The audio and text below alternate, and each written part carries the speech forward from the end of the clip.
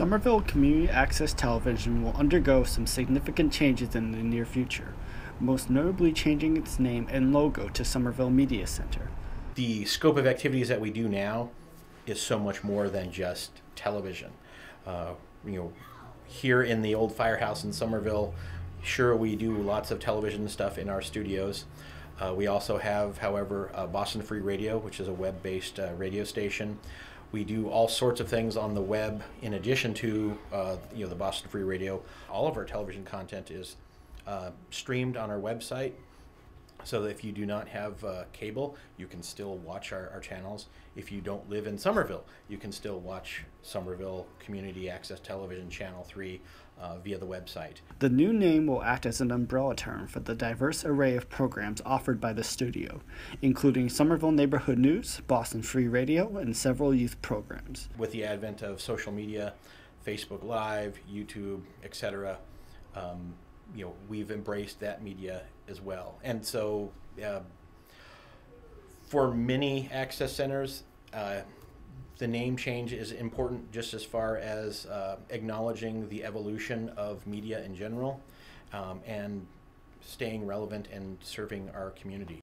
Somerville Media Center assures the public that these changes look to expand, not reduce. During the rebranding process, a lot of people had not heard of SCATV. And just to say SCATV, in today's, the way media is presented with the internet, this more encompasses everything. A lot of people are getting rid of their cable subscriptions and going toward the internet and YouTube and Facebook. I think it's more of a better fit. As the oldest cable access television station in Massachusetts, the studio hopes that the new name will reflect the evolution of media. The logo itself includes the initials for SCATV, Boston Free Radio, and Somerville Neighborhood News. The process for these changes began more than a year ago, conducted by a committee of board members and SCATV staff. The name change of Somerville Media Center, it was a 2-year process. We hired someone to interview the public and kind of get feedback on what they thought SCATV meant to the community, what they thought about our name. Did they see our name as SCATV, SCATV, SCAT, and what did those words mean to them? So after we got all their feedback, we hired someone to look at our brand, and through a meeting of board members and also personnel, we came up with Somerville Media Center. I think the idea of being Somerville Media Center means that you encompass a lot more. We're not just a TV station, we're not just a radio station, we're not just news, we're not just youth programming, we're everything.